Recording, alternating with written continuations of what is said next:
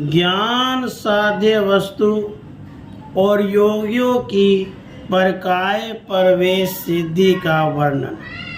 श्री वशिष्ठ जी कहते हैं, श्री राम, योग के द्वारा साधे अणिमा आदि पदार्थों का साधन तुम सुन चुके। अब श्रवण भूषण ज्ञान के द्वारा साध्य विषय को सुनो। इस संसार में एक अद्वितीय, शुद्ध, सौम्य, अनिर्देश्य, सूक्ष्म से सूक्ष्मतर और शांतिमय सच्चिदानंद घन परब्रह्म परमात्मा ही है। न यह दृश्य जगत है, न इसकी कोई क्रिया है। यह जीव इस मिथ्या शरीर को संकल्प भ्रम से उसी प्रकार देखता है जिस प्रकार बालक उदंड प्रेत को।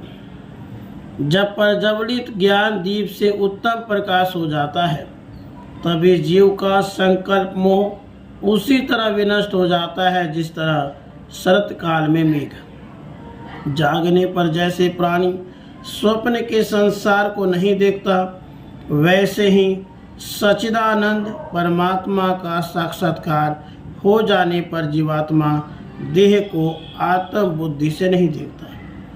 अतात्विक शरीर आदि में तात्विक भावना से यह जीव देह से आवृत होकर स्थित रहता है, किंतु एक ब्रह्म तत्व की भावना से देह से रहित श्रीमान और परम सुखी हो जाता है।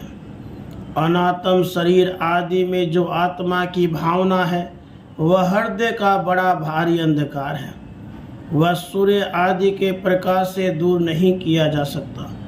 वह अज्ञान अंधकार तो परमात्मा में ही आत्म भावना से सर्वव्यापक निरंजन और निर्मल सच्चिदानंद ब्रह्म में ही हूँ, इस यथार्थ ज्ञान रूपी सूर्य से ही नष्ट होता है।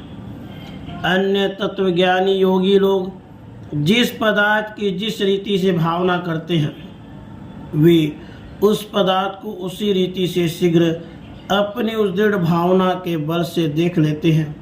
किंतु राघव, दृढ़ भावना के अनुसंधान से विमूढ़ अज्ञानी प्राणी तो विष को अमृत के समान और अमृत को भी विष के समान समझ लेते हैं। इस प्रकार दृढ़ भावना से जिस विमूढ़ अज्ञानी प्राणी के द्वारा जिस पदार्थ की जिस रीति से भावना की जाती है, उसी समय वह प्राणी वही बन जाता है। यह संसार में देखा भी जाता है। जैसे स्वप्न का संसार स्वप्न में प्रत्यक्ष की ज्यों दिखता है, वैसे ही सत्य की भावना से देखा गया शरीर हो जाता है, और असत्य की भावना से विवेक पूर्वक देखा गया यह शरीर शून्यता को, अभाव को प्राप्त हो जाता है।